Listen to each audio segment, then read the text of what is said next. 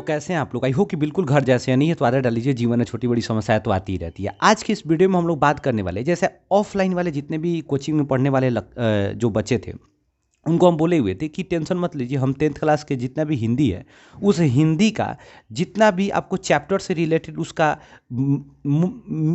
Major fact है, मतलब जो भी इम्पोर्टेंट फैक्ट था, उसका हम एक वीडियो बनाएंगे। उसके बाद जो भी उसका लेखक है और उस लेखक से रिलेटेड जो भी उसका जन्म कुंडली प्लस उसकी रचनाएं हैं, ठीक है ना, और उससे रिलेटेड जो भी बात है उसका हम एक वीडियो बना देंगे।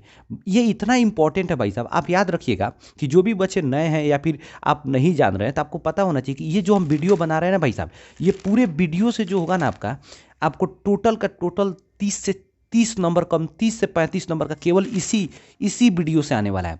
और हम कह रहे हैं आपको कि 110% आएगा।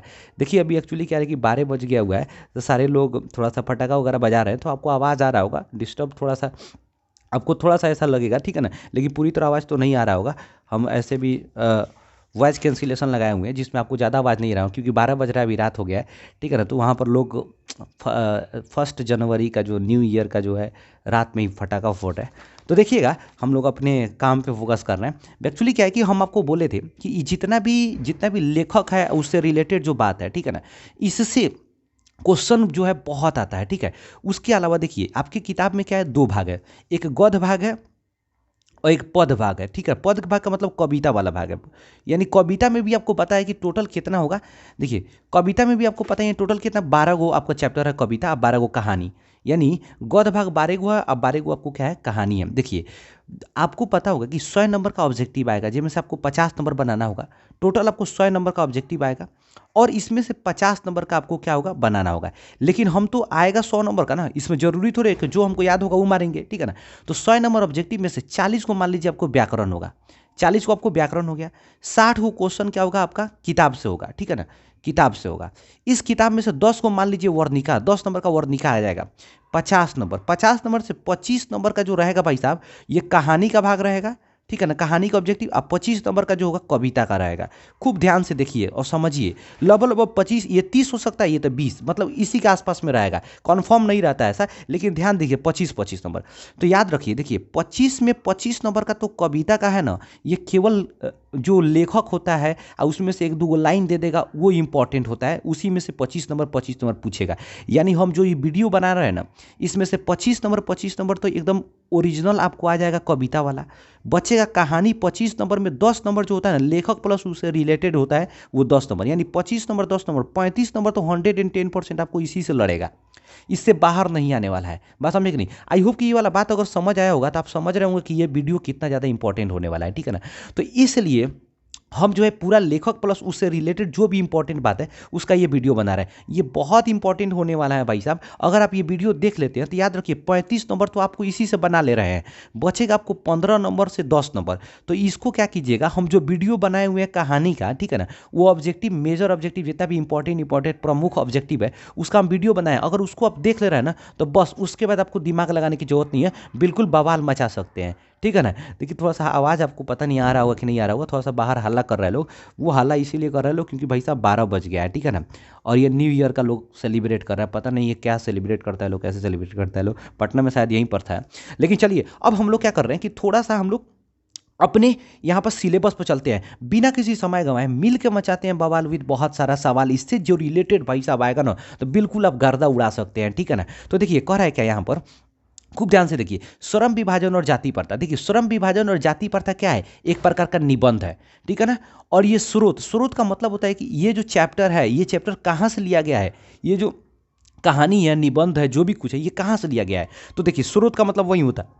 तो बेसिकली क्या है कि बाबा साहब भीमराव अंबेडकर जो थे ना, लाहौर में एक भाषण दे रहे थे, देखिए लाहौर में एक भाषण दे रहे थे, उसी भाषण में एक अपना जो है तैयार किए थे भाषण, एनहिलेशन, मतलब कि annihilation of caste, annihilation of caste ये भाषण बेसिकली था, और उसी में से ये काट करके जो है ना, ये चैप्टर निबंध लिखा गया है। बात समझ आ गया। अब देखिए बाबा साहब भीमराव अंबेडकर का जन्म जो था 14 अप्रैल 1891 ईस्वी को महू मध्य प्रदेश में हुआ था। मध्य प्रदेश का महार जाति, महार का मतलब होता है बेसिकली हम लोग जो है चमड़ा का व्यापार करने वाले लोगों को बेसिकली बेसिकली कहते हैं, ठीक है ना। दूसरा क्या है, मृत्यु। इनका मृत्यु दिसंबर 1956 ईस्वी दिल्ली में हुआ था, ठीक है ना। देखिए रचनाएं इनके जो है ना, देखिए हम जो भी इसमें इंपॉर्टेंट रखे हैं, काहे कि सब चैप्टर में जितने भी लेखक हैं उनका रचना बहुत सारा है, लेकिन हम वही इसमें रखे हुए हैं ना जो बिल्कुल बवाल है, बस समझे कि नहीं, जो इंपॉर्टेंट है। बस आपको इतना ही पढ़ना है, इतना ही में आप गर्दा उड़ा सकते हैं भाई साहब, ज़्यादा दिमाग लगाने की जरूरत नहीं है भाई। ये जो वीडियो बनाया है, ये जो जितना भी लिखे हैं ना, बहुत मेहनत से लिखे हुए हैं भाई, ठीक है ना। तो आपको ज़्यादा दिमाग नहीं लगाना है, बस इसको बढ़िया से रट लेना है। जितना मेहनत लगा के, जितना शिद्दत से भाई साहब लिखे हैं ना, उतना आई होप कि आप लोग जरूर मेहनत लगा के याद करेंगे। क्योंकि देखिए भाई साहब, 100 नंबर का हिंदी है और 100 नंबर का संस्कृत, अगर दोनों में बढ़िया से अगर मार्क्स लाते हैं तो 90 नंबर लगभग आप लोग ला सकते हैं, ठीक है ना।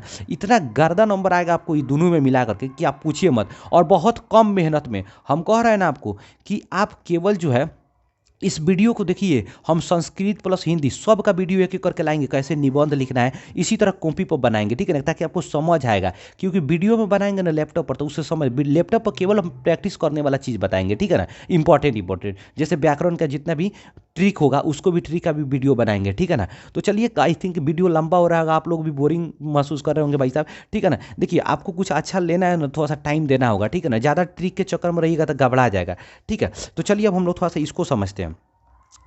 अब देखिए यहाँ पर देख लिए क्या, तो इंपॉर्टेंट बुक था। तो यहाँ पर the caste in India their mechanism, ठीक है ना, इनका बुक है, बहुत इंपॉर्टेंट, बहुत फेमस बुक है। हु आर सुधराज, ये भी बहुत इंपॉर्टेंट है। बुद्धिज्म एंड कम्युनिज्म, इनका बुक है। एनहिलेशन ऑफ कास्ट, तो इसी एनहिलेशन ऑफ कास्ट का पूछ देता है, एनहिलेशन ऑफ कास्ट किसका रचना है, तो बाबा साहब भीमराव अम्बेडकर का। इसी एनहिलेशन ऑफ कास्ट में से किसको संकलित किया गया था, श्रम विभाजन और जाति प्रथा को, याद रखना है। दूसरा, बाबा साहब भीमराव अम्बेडकर का कुछ आदर्श व्यक्ति थे जिनको आदर्श मानते थे, ठीक है ना।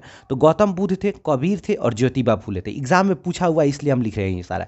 देखिए इंपॉर्टेंट सारा चीज़ दिए जो आपके लिए बहुत इंपॉर्टेंट है। अगला बात क्या करें कि 20 के दांत, दूसरा चैप्टर क्या है, 20 के दांत। देखिए 20 के दांत में क्या है कि यहाँ पर बेसिकली क्या है कि ये कहानी है, ठीक है ना, ये कहानी है।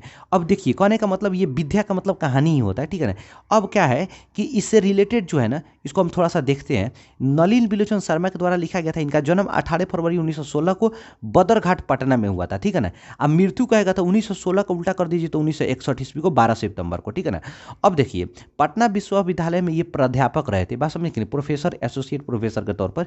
1959 ईस्वी में पटना विश्वविद्यालय में हिंदी विभागाध्यक्ष, विभागाध्यक्ष का मतलब होता है एचओडी रहे थे, ठीक है ना। ये एचओडी किसका रहे हुए थे, हिंदी विभाग के, पटना विश्वविद्यालय में, बात समझे कि नहीं, ये पटना विश्वविद्यालय 1959 ईस्वी में। अब इनका मुख्य प्रमुख रचना दृष्टिकोण, साहित्य का इतिहास दर्शन, मानदंड आलोचनात्मक ग्रंथ। मानदंड एक था, एक आलोचनात्मक ग्रंथ, ये 4 गो किताब इनका इंपॉर्टेंट है, पूछता है।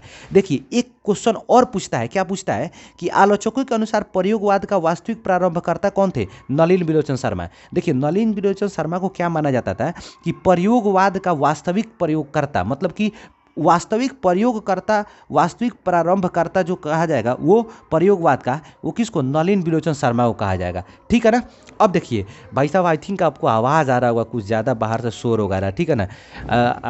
मतलब थोड़ा सा उसको इग्नोर कीजिएगा, थोड़ा देर में ख़त्म भी हो जाएगा। अब क्या करें, वीडियो हम बनाने बैठे तब तक लोग हल्ला करना शुरू कर दिए। कोई बात नहीं भाई साहब, लोग थोड़ा सा, आई होप कि आपको आवाज़, हमको तो नहीं लग रहा होगा कुछ ज़्यादा आवाज़ आ रहा होगा यार, ठीक है। अब देखिए, अब यहाँ हम लोग क्या है कि भारत से क्या सीखे। देखिए भारत से क्या सीखे, ये तीसरा नंबर चैप्टर है, और ये एक प्रकार का भाषण है। क्या है, एक प्रकार का भाषण है। ये जो है मैक्स मूलर के द्वारा लिखा गया था, और इनका उपनाम वेदांतियों का वेदांती। देखिए कहेगा क्या, मैक्स मूलर को वेदांतियों का वेदांती किसने कहा था, तो विवेकानंद ने, क्योंकि इनको वेद का ज्ञान बहुत था, ठीक है ना। और मैक्स मूलर अलग अलग भाषाओं को जानते थे, ठीक है ना। ये भारत में आए हुए थे मैक्स मूलर, ठीक है ना। और ये भारत के संस्कृति सभ्यता में बहुत रुचि लेते थे, ठीक है ना, और भारत से बहुत प्रेम करते थे।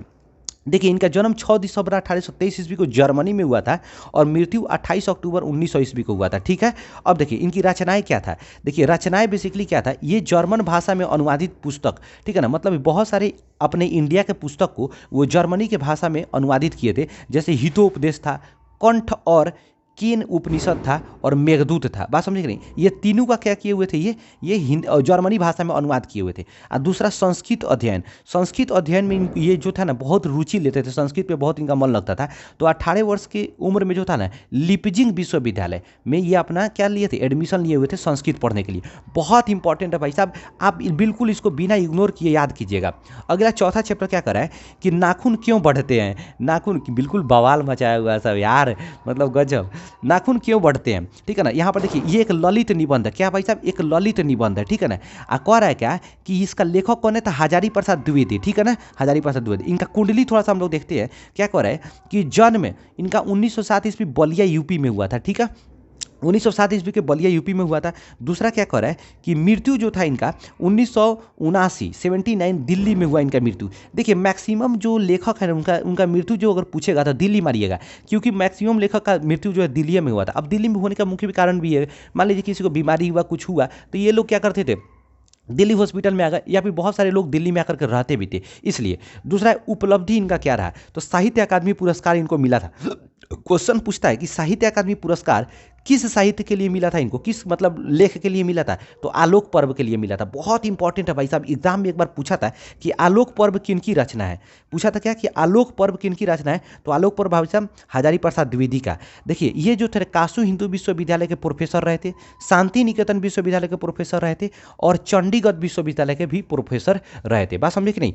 अब देखिए क्वेश्चन और क्या पूछ रहा है यहाँ पर, इनकी रचनाएं क्या क्या थे? तो अशोक के फूल, कल्पलता, कुटज, विचार और विमर्श, और एक और पुस्तक था जिसका नाम था आलोक पर्व। यहाँ पर देखिएगा आलोक पर्व एक पुस्तक का नाम था, ठीक है ना? तो अब देखिए हम लोग थोड़ा सा नेक्स्ट देखते हैं, छठा चैप्टर 5 चैप्टर की तरफ हम लोग चलते हैं। देखिए क्या कर रहा है कि नागरी लिपि, नागरी लिपि क्या एक प्रकार का निबंध है, निबंध है। दूसरा क्या कर रहा है? स्रोत, भारतीय लिपियों की कहानी। देखिए ये हजारी प्रसाद द्विवेदी द्वारा एक पुस्तक लिखा गया था जिसका नाम था भारतीय लिपियों की कहानी, और उसी में से इसको क्या किया गया है? संकलित किया गया हुआ है, ठीक है? इसलिए क्वेश्चन ये भारतीय लिपि की कहानी, ये इंपॉर्टेंट क्वेश्चन हो जाता है, ठीक है ना? कि कहेगा भारतीय लिपि की कहानी का लेखक कौन है, तो हो जाएगा आपका हजारी प्रसाद द्विवेदी। जन्म हुआ था 1935 में महाराष्ट्र के अमरावती जिला में, ठीक है ना? और दूसरा मृत्यु 2009 ईस्वी में हुआ था। कहेगा कि इनके मुख्य रचना, तो मुख्य रचना भाई साहब याद रख लीजिएगा, ये इनका मुख्य रचना है, ठीक है ना? आप पढ़ लीजिएगा। सूर्य, अक्षर, सौरमंडल, नक्षत्र लोक। नक्षत्र लोक बहुत इंपॉर्टेंट है, अक्षरों की कहानी बहुत इंपॉर्टेंट है। अब भारतीय लिपि की कहानी तो ये तो भी है, ये याद रखिएगा जरूर, क्योंकि इसी से ये संकलित किया गया चैप्टर है। तो एग्जाम में संभावना बनता है इसका पूछना ज़्यादा। जो भी स्रोत होगा ना वो बहुत इंपॉर्टेंट होता है, क्योंकि संभावना उसी से ज़्यादा होता है पूछने का। दूसरा बहादुर चैप्टर बहुत इंपॉर्टेंट है, इसको याद रखिएगा, इस चैप्टर से बहुत एग्जाम से क्वेश्चन आता है, ठीक है ना? कह रहा है कि बहादुर क्या एक प्रकार का कहानी है। पुरस्कार, साहित्य अकादमी पुरस्कार इनको मिला हुआ था डिप्टी कलेक्टरी के लिए। अमरकांत साहब जो थे इसका लेखक, इनको साहित्य अकादमी पुरस्कार मिला। किस लेख के लिए? तो डिप्टी कलेक्टरी। देखिए जिस लेख के लिए इनको साहित्य, किसी भी लेखक को अगर कुछ बड़ा पुरस्कार मिलता है वो इंपॉर्टेंट होता है, एग्जाम में पूछ देता है, इसलिए उसको याद रखिएगा। तो इनको डिप्टी कलेक्टरी एक पुस्तक लिखे थे, ठीक है ना? उसके लिए साहित्य अकादमी पुरस्कार इनको मिला था। कहेगा क्या कि ये जो कहानी है किसकी कहानी है? तो नेपाली गवई गोरखे की कहानी है। नेपाली गवई, नेपाल का एक लड़का था, ठीक है ना? उसी की कहानी है जिसका नाम बहादुर दिल बहादुर कहा जाता है उसको, ठीक है ना? दिल बहादुर याद रखिएगा उसको कहा जाता था। कह रहा है इसके कुंडली जन्म कब हुआ था? तो जुलाई 1925 में बलिया यूपी में। मृत्यु का कोई अभी लिखा हुआ नहीं किताब में, इसलिए नहीं दिए। इनका मुख्य किताब देखिए, मुख्य किताब लिखा हुआ है जिसमें से डिप्टी कलेक्टरी बहुत इंपॉर्टेंट है, जिंदगी और जोंक बहुत इंपॉर्टेंट है, ठीक है ना? और ये और भी इंपॉर्टेंट यहाँ पर 4 गो है, याद कर लीजिएगा, लेकिन ये दोनों बहुत इंपॉर्टेंट है, देख लीजिएगा। उपन्यास इनका लिखा गया था, बहुत इंपॉर्टेंट उपन्यास है। सूखा पत्ता, आकाश पक्षी, काले उजले दिन, बीच की दीवार और ग्राम सेविका। ये ग्राम सेविका याद कर लीजिएगा, और दूसरा सूखा पत्ता और काले उजले दिन, ये 3 गो इंपॉर्टेंट है, थोड़ा सा याद कर लीजिएगा, बाकी को तो ध्यान में रखबे कीजिएगा, ठीक है ना? अब अगला जो है 7वां चैप्टर हम लोग थोड़ा सा देखते हैं।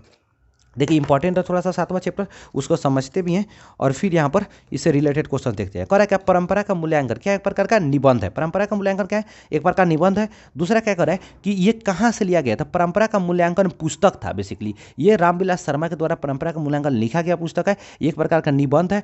कुंडली अगर देखेंगे इनका तो जन्म हुआ था 10 अक्टूबर 1912 ईस्वी यूपी में, और मृत्यु 30 मई 2000 ईस्वी दिल्ली में हुआ था, ठीक है ना? और देखिए ये पुरस्कार इनको मिला था साहित्य अकादमी पुरस्कार, निराला की साहित्य साधना, ये इनका पुस्तक का नाम है, निराला की साहित्य साधना। इसलिए भाई साहब इसको जरूर याद रखिएगा, क्वेश्चन पूछ देता है कि निराला की साहित्य साधना किसके द्वारा लिखा गया था? रामविलास शर्मा, ठीक है ना? दूसरा निराला की इनको इसी के लिए इनको साहित्य अकादमी पुरस्कार भी दिया गया था। और दूसरे इनका प्रमुख रत्न भारतेंदु हरिश्चंद्र, ये बहुत इंपॉर्टेंट है, एग्जाम में क्वेश्चन पूछा हुआ है कि भारतेंदु हरिश्चंद्र किसके द्वारा लिखा गया है, तो ये रामविलास शर्मा। दूसरा प्रेमचंद और उनका युग, आचार्य रामचंद्र शुक्ल और हिंदी आलोचना, ठीक है ना, ये भी लिखा गया हुआ है इनके द्वारा, याद रखिएगा। और देखिए इससे अब दूसरा थोड़ा सा समझने लगते हैं, इससे रिलेटेड जो भी क्वेश्चंस है। अब देखिए, अब हम लोग थोड़ा सा देखते हैं, जीत जीत मैं निरखत हूँ, ये एक प्रकार का इंटरव्यू है। जीत जीत मैं निरखत हूँ क्या एक प्रकार का इंटरव्यू है, जो किसके द्वारा, पंडित बिरजू महाराज का इंटरव्यू था। लेकिन देखिए ये पंडित बिरजू महाराज के इंटरव्यू था, लेकिन लिखा कोई और है। लिखा इनकी जो है, इनकी शिष्या थी रश्मि वाजपेयी, ये लिखी हुई है। बिरजू महाराज की शिष्या थी।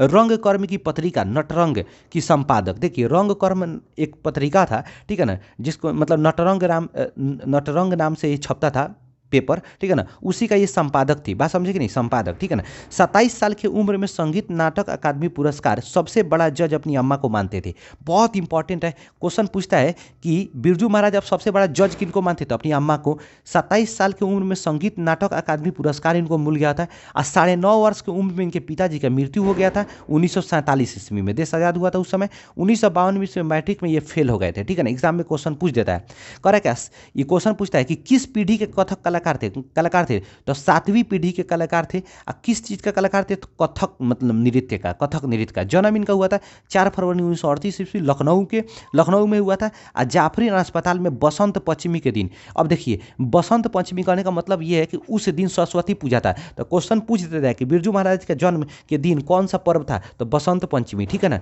जिसको हम लोग कहते हैं बेसिकली उसको बसंत पंचमी को सरस्वती पूजा, ठीक है ना। तो आई थिंक ये वाला बात आपको समझ आ गया होगा। अब हम लोग 9 चैप्टर पर चलते हैं। देखिए 9 चैप्टर इंपॉर्टेंट क्वेश्चन है, इंपॉर्टेंट चैप्टर है भाई साहब, बिल्कुल बवाल की तरह। आप थोड़ा सा देखिएगा, कह रहे क्या, अविनियो क्या है भाई साहब, एक ललित रचना है। बस समझ नहीं क्या है। अशोक वाजपेयी गए हुए थे फ्रांस में, ठीक है ना, वहाँ पर, तो वहीं पर ये लिखे हुए थे बेसिकली अपना कहानी सारा का सारा। ला शत्रुंजा में रहे हुए थे। ला शत्रुंजा पूछेगा तो कहेगा, आप कहिएगा फ्रांस में, ईसाई मठ है फ्रांस का, ठीक है ना। ये भाई साहब हम इतना जगह जगह से इसको छांटे हैं ना, कि आप अगर इसको याद कर ले रहे हैं ना, तो बिल्कुल बवाल मचा सकते हैं। तो देखिए अविनियो जो है दक्षिण फ्रांस का एक मध्ययुगीन ईसाई मठ है, ठीक है ना। प्रत्येक वर्ष रंग समारोह जो होता है यहाँ पर आयोजित किया जाता था। उसी में अशोक वाजपेयी को क्या किया गया था, फ्रांस के सरकार द्वारा आमंत्रित किया गया था, ठीक है। फ्रांस का प्रमुख कला केंद्र था अविनियो, ठीक है ना। ये रोन नदी के किनारे है। ला शत्रुंजा में ये रहे हुए थे, ठीक है ना। ला शत्रुंजा वहाँ का रहने का जगह था एक, और वहीं पर ये अशोक वाजपेयी को रहने का मौका मिला हुआ था। 19 दिन यहाँ पर रहे हुए थे। बस हम लेकिन याद रखिएगा कितना दिन रहे थे, 19 दिन रहे हुए थे। 19 दिन रहने के दौरान 3500 कविता लिखे थे, 2700 गद्य रचना, गद्य का मतलब कहानी लिखे हुए थे, ठीक है ना। ये रहने के दौरान लिए हुए थे। 19 दिन रहे थे, 1994 में गए हुए थे, ठीक है ना। ला शत्रुंजा ईसाई मठ था, कहाँ पे, फ्रांस में। दूसरा ये कुंडली का देखेंगे तो 16 जनवरी 1941 में इनका छत्तीसगढ़ में जन्म हुआ था, ठीक है ना। महात्मा गांधी अंतर्राष्ट्रीय हिंदी विश्वविद्यालय के ये कुलपति थे। महात्मा गांधी अंतर्राष्ट्रीय हिंदी विश्वविद्यालय के कुलपति रहे, ठीक है ना। दूसरा साहित्य अकादमी पुरस्कार भी इनको मिला हुआ था, ठीक है। अब देखिए, अब हम लोग 10वां नंबर चैप्टर को थोड़ा सा देखते हैं, समझते हैं। देखिए 10वां नंबर चैप्टर में बेसिकली क्या है, यहाँ पर समझिए। 10वां नंबर चैप्टर देखिए क्या है, मछली चैप्टर के नाम है। ये एक कहानी है, बात समझ नहीं, महाविद्यालय कहानी का संग्रह है। देखिए विनोद कुमार शुक्ला का द्वारा लिखा गया एक महाविद्यालय कहानी था, ठीक है ना। ये किसका द्वारा लिखा गया था, मछली, उसी से इस महाविद्यालय में से कहानी में से निकाला गया हुआ है, ठीक है ना, संग्रह किया गया हुआ है, मतलब संकलित है। दूसरा, इनका विनोद कुमार शुक्ला का जन्म हुआ था 1 जनवरी 1937 ईस्वी को छत्तीसगढ़ में हुआ था। रचना इनका पेड़ पर कमरा और महाविद्यालय 2, बहुत इंपॉर्टेंट है बेसिकली कहानी के अंतर्गत।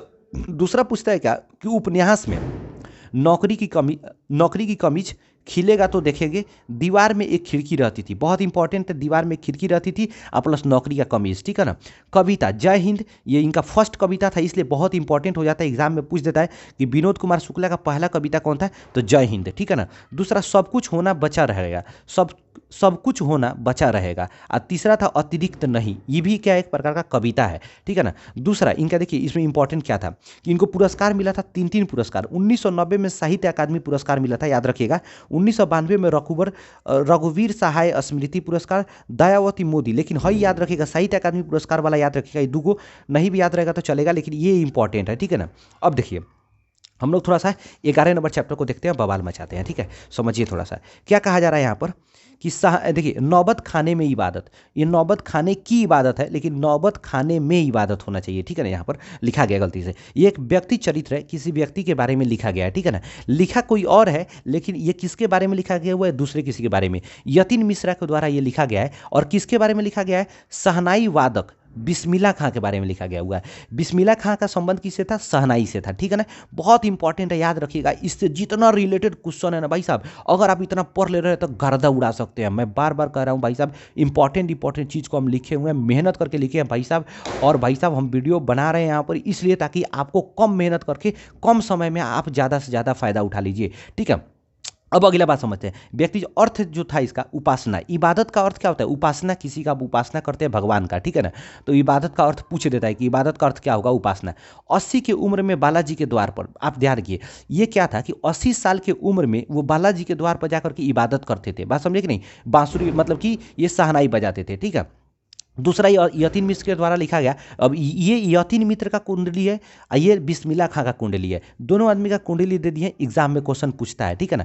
देखिए क्वेश्चन क्या है एग्जाम में जन्म 1977 अयोध्या यूपी, ठीक है ना। ये उतना इंपॉर्टेंट नहीं है, मत याद रखिएगा, कोई दिक्कत नहीं है। 1999 बिमला देवी फाउंडेशन का संचालन, ये जरूर याद रखिएगा। बिमला देवी फाउंडेशन का संचालन 1999 में।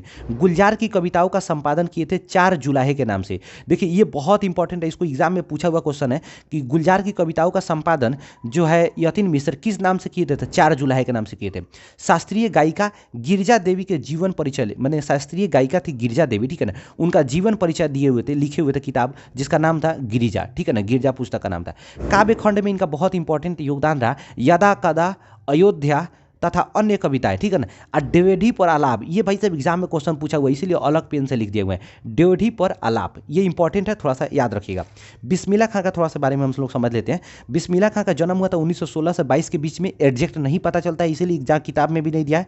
बिहार के डुमराव गाँव में हुआ था, ठीक है ना। बचपन का नाम अमीरुद्दीन, एग्जाम में पूछा हुआ क्वेश्चन है इसलिए बहुत इंपॉर्टेंट है, याद रखिएगा। मामा के घर जो गए थे 5 से 6 वर्ष में चले गए थे। मामा का नाम था सादिक हुसैन और अली बख्श हुसैन, ठीक है ना। ये दोनों बहुत ही फेमस थे शहनाई वादक के लिए अपने देश में। मृत्यु इनका 21 अगस्त 2006 ईस्वी को 90 वर्ष के उम्र में हुआ था, ठीक है ना। ये जो थे बेसिकली शहनाई वादक के लिए फेमस थे, आप इनको याद रखिएगा क्योंकि एग्जाम में पूछ देता है इनका संबंध किससे था, ठीक है ना। अब अगला क्वेश्चन थोड़ा सा हम लोग समझते हैं और रिलेटेड इस सारी चीज़ों को समझते हैं। देखिए शिक्षा और संस्कृति, महात्मा गांधी जी के द्वारा लिखा गया हुआ लास्ट कहानी का है ये, ठीक है ना। देखिए कर क्या है, नाम, बापू और राष्ट्रपिता, बेसिकली आप याद रखिएगा महात्मा गांधी जी के द्वारा, यहाँ पर महात्मा गांधी जी के द्वारा ये बेसिकली लिखा गया शिक्षा शास्त्र है। कुंडली 2 अक्टूबर 1869 को पोरबंदर गुजरात में हुआ था। कोई पूछेगा अहिंसा दिवस कब मनाया जाता है तो 2 अक्टूबर को। मृत्यु 30 जनवरी 1948 को नई दिल्ली में मतलब हुआ था, ठीक है ना। नई दिल्ली में इनका मृत्यु हुआ था, ठीक है ना। नाथूराम गोडसे के द्वारा मारा गया था।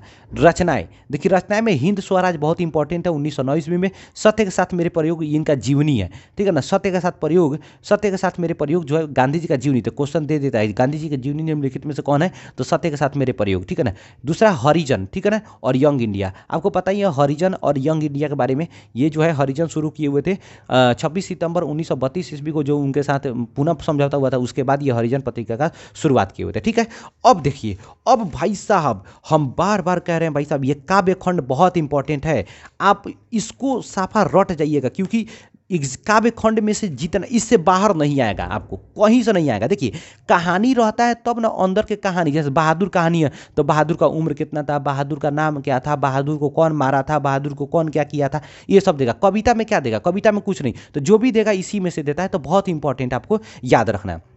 देखिए ये प्रथम कविता का नाम क्या है कि राम नाम बिनु बिरथे जगी जन्मा, राम नाम बिनु बिरथु जगी जन्मा। ये जो है बेसिकली गुरु नानक के द्वारा लिखा गया हुआ है और इसमें बताया हुआ है कि राम नाम के बिना जो है ना वाणी विष के समान हो जाता है, जीवन जो होता है शुद्ध नहीं होता है, ठीक है ना। इसलिए राम का नाम लेते रहना चाहिए। ये निर्गुण भक्ति धारा का कवि है। ये पूछता है कि गुरु नानक किस भक्ति धारा का कवि है, तो निर्गुण भक्ति धारा का कवि है, इसलिए हम इतना सारा इंपॉर्टेंट बात लिखे हुए हैं। दूसरा करा कि जन्म इनका कब हुआ था, 1469 ईस्वी तालवंडी ग्राम में हुआ था, जिला लाहौर वर्तमान में नानकाना साहब है पाकिस्तान में, वहीं पर ये जगह पड़ता है, ठीक है ना। तो कहेगा क्या, वर्तमान में पाकिस्तान के किस जगह पर गुरु नानक का जन्म हुआ था, तो नानकाना साहब, नानकाना साहब, ठीक है। मृत्यु 1539 ईस्वी में हुआ था, ठीक है। देखिए सिख धर्म के ये प्रवर्तक यानी शुरू करने वाले सिख धर्म को कौन थे, ये प्रथम गुरु भी थे और उसको शुरू किए थे सिख धर्म को। सिख धर्म के 10वें गुरु का नाम गुरु गोविंद सिंह है, इंपॉर्टेंट याद रखिएगा। अर्जुन देव का भी नाम संबंध जो है ये आपको सिख धर्म से है, ठीक है, इंपॉर्टेंट है, एग्जाम में पूछा हुआ है। देखिए अन्य रचना इनका रहीरास की हरिरास, रहीरास प्लस सोदीला और जापूजी इनका अन्य रचना है। दूसरा क्या कि बाबर के समय में, बाबर से ये मुलाकात किए थे, बाबर के समय में ये उनसे मुलाकात किए थे, इसलिए बाबर के समकालीन आप लिख सकते हैं। पंजाबी प्लस हिंदी दोनों भाषा में कविता, क्वेश्चन पूछा था कि गुरु गोविंद सिंह, एग्जाम में क्वेश्चन पूछा हुआ है तब हम लिखे हैं कि गुरु गोविंद सिंह पंजाबी के अलावा किस भाषा में कविता लिखते थे, तो हिंदी भाषा में कविता लिखे थे, तो बहुत इंपॉर्टेंट है। क्वेश्चन पूछ देगा कि गुरु गोविंद कह रहे हैं कि क्या नाम है इनका, गुरु नानक सिंह किसके समकालीन थे, तो बाबर के समकालीन थे, ठीक है ना।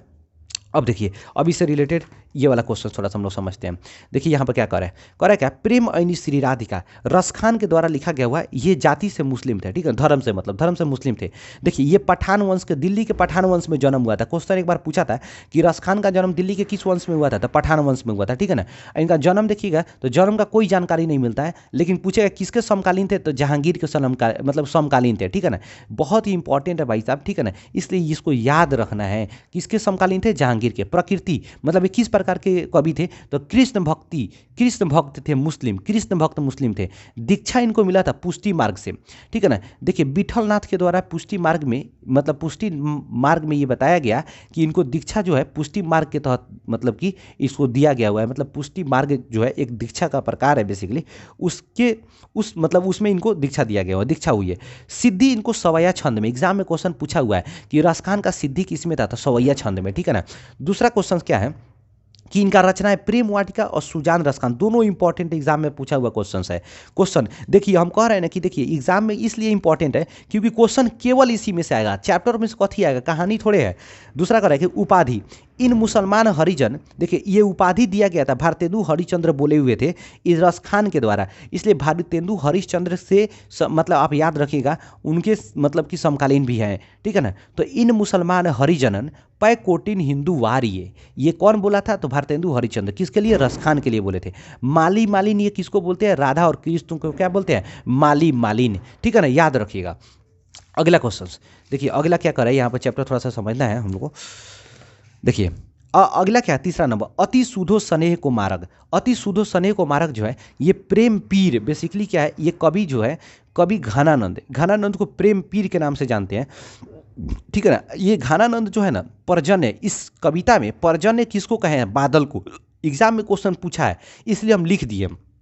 पर्जन्य किसको बोले हैं, बादल को। अच्छा, प्रेम पीर के नाम से किसको जाना जाता है, घनानंद को। ये गायक और कवि दोनों थे, गाना भी गाते थे, कवि भी थे, इसलिए इनका जो भी कविता होता था ये एक तरह से मतलब सुर में होता था। दूसरा, जन्म 1689 ईस्वी में, लगभग कोई भी एडजेक्ट प्रमाण नहीं मिलता है, किताब में भी ऐसा ही है। मृत्यु 1739 ईस्वी नादिर शाह के सैनिकों के द्वारा। देखिए नादिर शाह एक लुटेरा था बेसिकली, वो हर देश में जाकर के लूटता था, बात समझे कि नहीं। वहीं आ गया था कहाँ पर, भारत में भी आया था, ठीक है ना।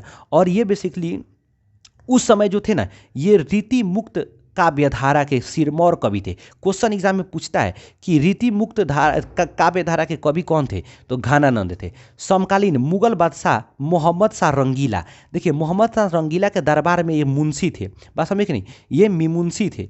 किसके दरबार में, मोहम्मद शाह रंगीला, इसीलिए रंगीला के दरबार में ये घनानंद रहते थे, इसलिए ये भी रंगीला बन गए थे, यानी ये प्रेम पीर का गाना बजाते थे, मतलब प्रेम पीर का कवि थे, ठीक है ना। प्रेम वाला ज़्यादातर ये जो प्रेम विरह वाला चीज़ ज़्यादा लिखते थे, इसलिए उनके दरबार में रहते थे, मुंशी के दरबार पर रहते थे, इसलिए इनको पैसा वैसा के, जब नादिर शाह के सैनिक जब आया था ना, तो इनको 3 बार बोला था जर जर जर, यानी सोना मांगा था, सोना सोना सोना दो।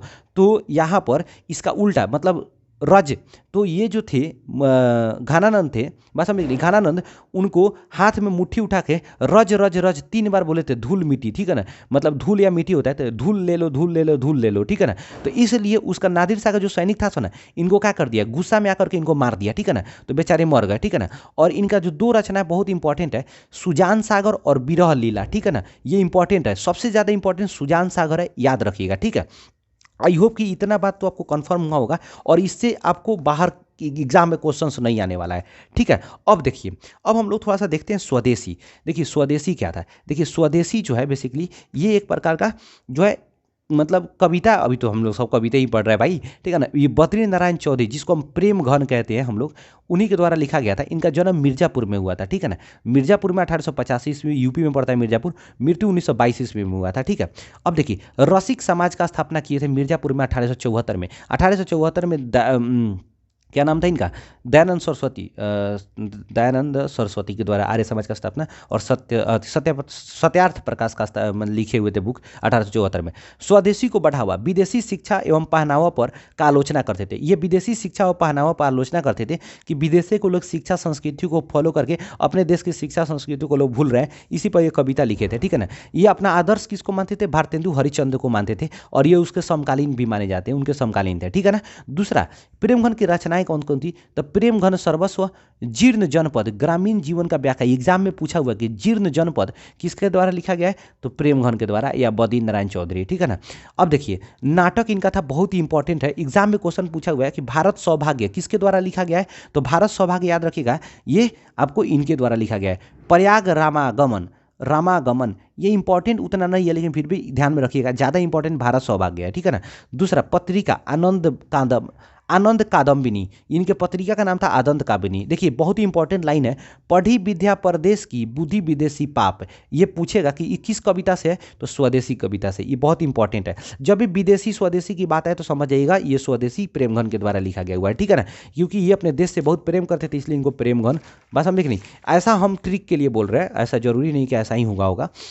दूसरा देखिए भारत माता, 5वां नंबर चैप्टर है, बहुत इंपॉर्टेंट है, बवाल है, याद रखिएगा। करा क्या, ग्राम्या कविता संग्रह से संकलित है। ये देखिए याद रखिए, यथा तथ्य भारत, यानी यथा तथ्य भारत की ये क्या करे, व्याख्या किए हैं। एग्जाम में क्वेश्चन पूछेगा कि भाई साहब ये सुमित्रानंद पंत ने भारत माता जो चैप्टर कविता लिखा गया है वो किस प्रकार का भारत का व्याख्या किया गया है उसमें, तो यथा तथ्य भारत का व्याख्या किया गया हुआ है। ये क्वेश्चन पूछता है सुमित्रानंद पंत किस प्रकार के कवि है, तो छायावादी कवि है। एग्जाम में क्वेश्चन पूछा हुआ इसलिए सुमित्रानंद पंत के द्वारा ग्राम्या एक मतलब लिखा गया था कविता का संग्रह, उसी से भारत माता कविता को लिया गया, संकलित किया गया, ठीक है। अब देखिए जन्म हुआ था 1900 ईस्वी, उत्तरांचल यूपी में हुआ था। मृत्यु 29 दिसंबर 1977 इलाहाबाद में हुआ था। माता सरस्वती देवी, इनको देखिए इसलिए इनको इंपॉर्टेंट हो गया है कि इनका जब जन्म हुआ था 6 घंटे के बाद जो है इनकी माँ का डेथ हो गया था, सरस्वती देवी का डेथ हो गया था, इसीलिए इंपॉर्टेंट होता है, थोड़ा सा याद रखिएगा। पिता गंगादत्त अकाउंटेंट थे, ठीक है ना, इसको याद रखिए, चाहे ना माता जरूर याद रखिए क्योंकि मर गई थी, ठीक है ना। दूसरा, इनका रचना बहुत इंपॉर्टेंट था, चिदम्बरा ज्ञानपीठ पुरस्कार इनके लिए मिला था। तो क्वेश्चन आ जाता है कि चिदम्बरा किसके द्वारा लिखा गया है, तो थी सुमित्रानंद पंत, या फिर सुमित्रानंद पंत को ज्ञानपीठ पुरस्कार किसके लिए मिला था, तो चिदम्बरा के लिए। और देखिए ग्राम्या, तो ग्राम्या भी इंपॉर्टेंट है क्योंकि पूछ देगा ग्राम्या किसके द्वारा, क्योंकि इसी से लिया गया हुआ भारत माता चैप्टर, इसलिए इंपॉर्टेंट है। दूसरा, स्वर्ण किरण, युगपथ, स्वर्ण धूलि, ठीक है ना, ये इनके द्वारा लिखा गया किताब है। बात समझ आया कि नहीं समझ, ये इंपॉर्टेंट है भाई साहब, बिल्कुल बवाल तरीका से आपको याद रखना है। अगला क्वेश्चन मतलब देखते हैं, समझ आते हैं आखिर क्या है यहाँ पर आ जाता है ना यार, मिलने वाला, ठीक है, लास्ट आ जा रहा है ना, यहाँ पर सांसद दिखाई दे रहा है, बहुत अच्छा दिखाई दे रहा है। देखिए अब समझिए, ये जनतंत्र का जन्म रामधारी सिंह दिनकर के द्वारा, और रामधारी सिंह दिनकर को जो है राष्ट्र कवि का उदाहरण मतलब उपाधि मिला हुआ है, इसलिए याद रखिएगा, ठीक है ना। ये गद्यकार कहानीकार, यानी गद्यकार ये कहानीकार भी थे और मतलब कवि भी थे, ठीक है ना, ये काव्यकार भी थे, ठीक है ना। ये उत्तर छायावादी कहा जाता है, याद रखिए। सुमित्रानंद पंत को क्या बोलते थे हम लोग, छायावादी। देखिए सुमित्रानंद पंत को छायावादी बोल रहे हैं, जबकि इनको क्या बोल रहे हैं, इनको बोल रहे हैं उत्तर छायावादी। बात समझे कि नहीं, उत्तर छायावादी कवि बोला जा रहा है, ठीक है। अब देखिए रामधारी सिंह दिनकर के द्वारा जन्म 23 सितंबर 1909 ईस्वी को सिमरिया में हुआ था, बेगूसराय बिहार में हुआ था, बेगूसराय में इनका जन्म हुआ था। दूसरा, मृत्यु 24 अक्टूबर 1974 ईस्वी को हुआ था। उपाधि राष्ट्र कवि का, माता मनरूप देवी, पिता रवि सिंह, उपलब्धि पद्म विभूषण, राज्यसभा सांसद भी थे, ये राज्यसभा सांसद भी थे। आई थिंक दिख नहीं रहा, थोड़ा सा ऊपर कर लेते हैं हम, तो ये पद्म विभूषण राज्यसभा सांसद थे। दूसरा थोड़ा सा हम इधर से देख लेते हैं इस चीज़ को समझने के लिए। रचनाएं, उर्वशी के लिए इनको ज्ञानपीठ पुरस्कार मिला था, इंपॉर्टेंट है, याद रखिएगा। उर्वशी के लिए ज्ञानपीठ, गजब पड़का बजाया लोग भाई, उर्वशी के लिए ज्ञानपीठ पुरस्कार। दूसरा, संस्कृत के 4 अध्याय, थोड़ा सा हम लोग रुक जाते हैं।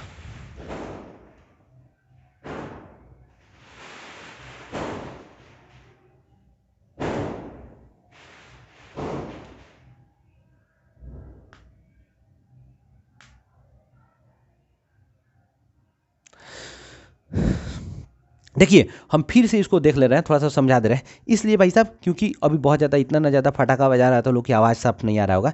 देखिए जनतंत्र का जन्म, जनतंत्र का जन्म जो है रामधारी सिंह दिनकर के द्वारा लिखा गया। ये उत्तर छायावादी कवि है, गजब बजाया, सब दिमाग खराब करके रख दिया। उत्तर छायावादी कवि है, गद्यकार और कहानीकार, यानी कहने का मतलब कहानीकार भी थे, एक कवि भी थे, ठीक है ना। इनका जन्म 23 सितंबर 1908 ईस्वी को हुआ था, सिमरिया बेगूसराय बिहार में हुआ था, ठीक है ना। दूसरा मृत्यु 24 अप्रैल 1974 को हुआ था, ठीक है ना। और इनका उपाधि जो था ये राष्ट्र कवि को उपाधि दिया गया हुआ था, ठीक है ना। माता मनरूप देवी, पिता रवि सिंह, उपलब्धि पद्म विभूषण और राज्यसभा सांसद भी थे, ठीक है ना। दूसरा अब थोड़ा सा इधर से हम लोग समझते हैं। देखिए इनकी रचनाएं, उर्वशी के लिए इनको ज्ञानपीठ पुरस्कार इसलिए इंपॉर्टेंट है। संस्कृत के 4 अध्याय साहित्य अकादमी पुरस्कार इनको मिला था, इसलिए इंपॉर्टेंट है ये भी। दूसरा कुरुक्षेत्र, रश्मिरथी, अर्धनारीश्वर, ये 5 को जो 1 2 3 4 5 को जो है ना बहुत इंपॉर्टेंट है, इसको 5 याद रखना है, एग्जाम में पूछा हुआ है। देखिए एग्जाम में क्वेश्चन पूछेगा कि कितने करोड़ मतलब जनता के सिंहासन मिलने वाला है। अरे यार इतना ज़्यादा बजा रहा है सब भाई। क्वेश्चन पूछेगा कितने करोड़ जनता को सिंहासन मिलने की बात कहा गया है जनतंत्र में, 33 करोड़ जनता को, ठीक है ना। अब थोड़ा सा समझते हैं इधर। देखिए अगला हम लोग हिरोशिमा को देखिए। हिरोशिमा बेसिकली यहाँ पर समझते हैं थोड़ा सा कि हिरोशिमा जो चैप्टर है भाई साहब, आपको ध्यान में रहेगा कि हिरोशिमा चैप्टर जो है ये हिरोशिमा क्यों फेमस था, क्योंकि 6 अगस्त 1945 को एटम बम गिरा दिया गया था और 9 अगस्त को नागासाकी मतलब नागासाकी पर, जापान के शहर पर, ठीक है ना। जापान का राजधानी टोक्यो, इसके मुद्रा का नाम येन है, ठीक है ना।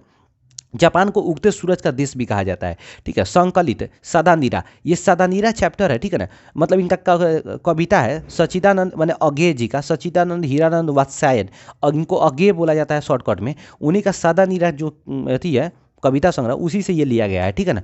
दूसरा इसलिए पूछ रहेगा सदानीरा किसके द्वारा लिखा गया है, तो याद रखिएगा अज्ञेय जी के द्वारा, ठीक है ना।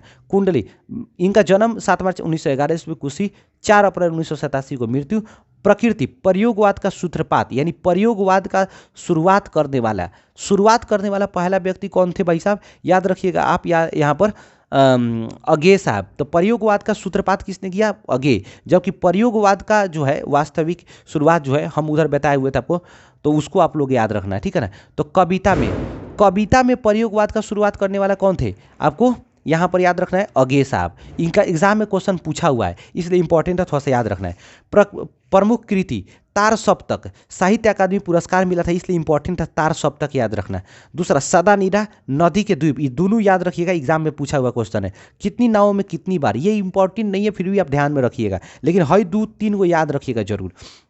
अब देखिए थोड़ा सा यहाँ पर हम लोग समझते हैं इंपॉर्टेंट वाला बात, ठीक है।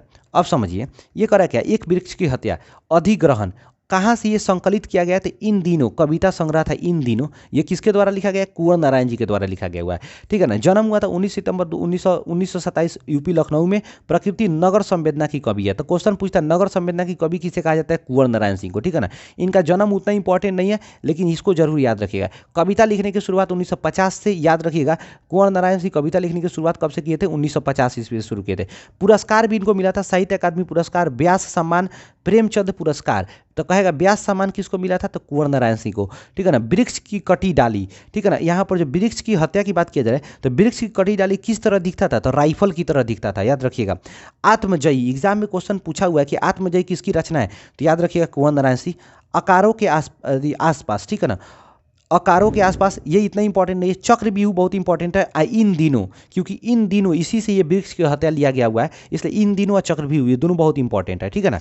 अगला देखिए थोड़ा सा आप समझिए, अगला कह रहा है क्या यहाँ पर, हमारी नींद, 9 नंबर चैप्टर है, बहुत इंपॉर्टेंट है। वीरेन डंगवाल के द्वारा, समकालीन कवि थे, ठीक है ना। यहाँ पर दुष्चक्र में अस्त्र सटा, ठीक है ना, अस्त्र सटा के द्वारा लिखा गया था। अस्त्र सटा के द्वारा लिखा, मतलब कि दुष्चक्र में अस्त्र सटा, इनके द्वारा लिखा गया एक क्या यहाँ पर कविता है, उसी से लिया गया है। रचना दुष्चक्र में अस्त्र सटा, साहित्य अकादमी पुरस्कार इनके लिए इनको मिला था, ठीक है ना। दैनिक अमर उजाला का संपादकीय सलाहकार रहे थे। निजाम हिकमत तुर्की के कवि थे, उन्हीं के कविताओं का अनुवाद किए थे पहला पुस्तिका के नाम से, इसलिए इंपॉर्टेंट भी है, ठीक है ना। बस इसके लिए इतना ही इंपॉर्टेंट है, ठीक है ना। इनका जन्म उतना ज़्यादा इंपॉर्टेंट नहीं है, लेकिन टिहरी गढ़वाल आपको पता है किस लिए फेमस था, चिपको आंदोलन के लिए, ठीक है ना, उत्तराखंड में। अगला क्वेश्चन, देखिए कह रहा है क्या कि अक्षर ज्ञान किससे संकलित है, कवि ने कहा से संकलित, तो इसके इसका लेखक कौन हो गए, तो इसका लेखक अनामिका, ठीक है ना। अब देखिए इनकी जो जन्म हुआ था, जन्म उतना इंपॉर्टेंट नहीं, याद रखिएगा, मतलब थोड़ा सा ध्यान में, 17 अगस्त 1961 मुजफ्फरपुर बिहार। पिता का नाम श्याम नंदन और दिल्ली यूनिवर्सिटी में इंग्लिश के प्रोफेसर थे, ठीक है ना, इंग्लिश का प्रोफेसर थी, इसलिए याद रखना है थोड़ा सा, क्योंकि ये इंग्लिश के प्रोफेसर थी लेकिन हिंदी में बहुत ज़्यादा अच्छी थी। दूसरा, गलत पत्ते की चिट्ठी इनकी रचना थी। स्त्रीत्व का मानचित्र इनकी रचना थी। कहती हैं औरतें इनकी रचना थी। क चौखट में नहीं अटकता है, पूछेगा क्वेश्चन कि क कहाँ नहीं अटकता है, तो चौखट में नहीं अटकता है, बात समझे कि नहीं। दूसरा, अब देखिए यहाँ पर समझिए अगला पॉइंट क्या कर रहे हैं। 11 नंबर, लौट कर आऊँगा फिर, इसमें बस इतना ही, जिसमें जितना इंपॉर्टेंट है उतना ही दिए हुए हैं, आपको बस रट लेना है, किसी भी तरह से याद कर लेना है। समकालीन हिंदी कवि जीवनानंद दास, बांग्ला भाषा में के कवि थे, बहुत ही फेमस कवि थे, ठीक है ना। और जन्म 1899, मृत्यु 1954 ईस्वी में। रचना है धूसर पांडुलिपि, बहुत इंपॉर्टेंट है, इसको याद रखिएगा, है नहीं भी याद रहेगा तो इसको याद रखिएगा, ठीक है ना। बांग्ला भाषा के कवि थे, ठीक है ना। दूसरा, बंगाल लौटने की बात करते थे, कवि कहाँ लौटने की बात करते थे, तो बंगाल लौटने की बात करते थे। अब देखिए थोड़ा सा इंपॉर्टेंट, गजब बजाया मेरे बिना तुम प्रभु, हिंदी रूपांतर धर्मवीर भारती के द्वारा मेरे बिना तुम प्रभु जो है, ये देखिए इसका लेखक रेनर मारिया रिल्के, जर्मन कवि थे, जर्मन भाषा में लिखा गया था ये, लेकिन इसको हिंदी में अनुवाद किए थे धर्मवीर भारती, इसलिए रेनर मारिया रिल्के किस भाषा में लिखा गया कविता था, तो जर्मन भाषा में, इसका हिंदी अनुवाद धर्मवीर भारती, ठीक है ना। अब देखिए जन्म, धर्मवीर भारती का जन्म पूछा गया था, तो 4 दिसंबर 1875, सॉरी रेनर मारिया रिल्के का जन्म बताया गया यहाँ पर, ठीक है ना, 4 दिसंबर 1875, मृत्यु 29 दिसंबर 1916, ठीक है ना। अब देखिए रेना मारिया रिल्के के अन्य जो रचनाएं हैं, लाइफ एंड सॉन्ग्स बहुत इंपॉर्टेंट है, लॉरेंस एंड सेक्रीफाइस और एडवेंट, ठीक है ना, ये इंपॉर्टेंट है, ये 3 इंपॉर्टेंट है। अब भाई साहब आपको पता है कि यहाँ पर टोटल अब क्लियर हो गया। देखिए अब हम आपका सब्जेक्टिव का भी वीडियो बना रहे हैं, मतलब कि यहाँ पर देख रहे हैं ना, सब्जेक्टिव चैप्टर 1 का सब्जेक्टिव का भी यहाँ पर लिख रहे हैं, सबका लिख रहे हैं, सब देख रहे हैं, इंपॉर्टेंट कितना अच्छा अच्छा आंसर बना रहे हैं, मस्त एकदम बवाल आप कर सकते हैं भाई साहब। देखिए पूरा लिख रहे हैं, चैप्टर नंबर 2 का पूरा क्वेश्चन आंसर खुद से लिख रहे हैं, ताकि आपको क्या हो जाए, अच्छे से एक आंसर तैयार हो सके, ठीक है ना। तो भाई साहब आज के लिए वीडियो में इतना ही। इंपॉर्टेंट वीडियो लगा होगा तो वीडियो लाइक कीजिएगा, शेयर कीजिएगा दोस्तों के पास, सपोर्ट कीजिए कम से कम भाई को, ठीक है ना। और चैनल जरूर सब्सक्राइब कीजिए, कम से कम 1000 जल्दी से पहुंचवाइए, ठीक है ना, एग्जाम तक कम से कम, ताकि उसके बाद और अच्छे अच्छे वीडियो आए, मोटिवेशन मिले। वीडियो अच्छा लगा होगा, अगर कोई भी पार्ट अगर अच्छा लगा हो तो जरूर कमेंट बॉक्स कीजिए, ठीक है ना, इससे मोटिवेशन थोड़ा सा मिलते रहता है। मिलते हैं नेक्स्ट वीडियो में और एक बहुत ही इंपॉर्टेंट वीडियो के साथ, तब तक के लिए जय हिंद, good night and happy new year to all of you भाई साहब।